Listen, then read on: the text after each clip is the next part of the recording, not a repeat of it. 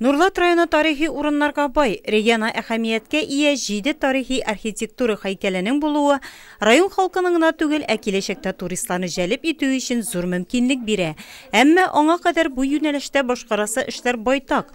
Комиссия әгъзалары утырышта төрле тәкъдимнәр белән чыга. Шуларның берсе князь Оболенский су тегермәнен Нурлат шәһәре һәм Кама аръягы регионал музее филиалы итеп ачу турында. В районе есть ряд объектов, которые... Районда региона әһәмияткә ия тарихи архитектура һәйкәлләре бар. Аларны саклау, тагын да алга таба үстерү өчен беренче чиратта аларның нинди баланста торуын ачыкларга, юридик яктан документларны дөрес итеп рәсмиләштерергә. Алга таба бу документларны киңәйтергә, чөнки Мәдәният министрлыгы линиясе буенча таләпләр бик катгый.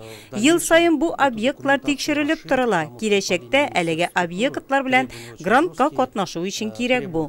Аларны ел сайын тикшереп торырга һәм бу объектларны комплекслы итеп үстерергә кирәк. И в дальнейшем эти объекты уже, чтобы участвовали в грантах. Һәр елны без фотографировать итәбез, учетный карточкалар төзибез.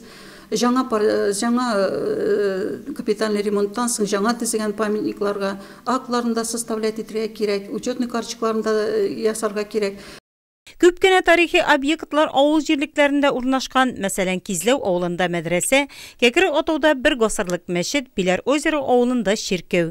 Кылбай Мыраса күп кенә танылган шәхесләрне тәрбияләгән тарихи авыл. Шуңа да Габдулла Кариев исемендәге музей директоры Люзия Вәлиуллинаның туристларны җәлеп итәр өчен тәкъдиме гаять кызыклы. Габдулла Кариевның нигезендә бүгенге көндә үзегез беләсез җил уйный. Менә шушында аның музей йорты булса, менә шундый тәкъдим кертер идем. Музей йорты, димәк, аның ихатасы. Менә нәрсә булган татар авылында. Менә шушындый тәкъдимем бар. Нурлат районы территориясендә 140 археология һәйкәлләр исәпләнә. Бүгенге көндә шулардан 2се казып алынган, әмма күбесе өйрәнелмәгән. Утырышта илебез азатлыгы өчен гражданнар һәм Бөек Ватан сугышында батырларча һәлак булганнарга куелган һәйкәлләрнең торышы турында да сөйләшенде. Кайбер авыл җирлекләрендә быел искеләре урынына яңалары төзеләчәк. Мәсәлән, Якушкин авылында. Менә быелгы селны без Салдакай авылында, Якушкин авылында памятникларны төзекләндермәкче булабыз. Бар памятникларны инде норматив хәлгә китермәкче булабыз.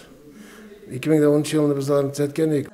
Региона әһәмияткә ия 7 тарихи архитектура һәйкәленең барлык документлары норматив тәртиптә булырга тиеш.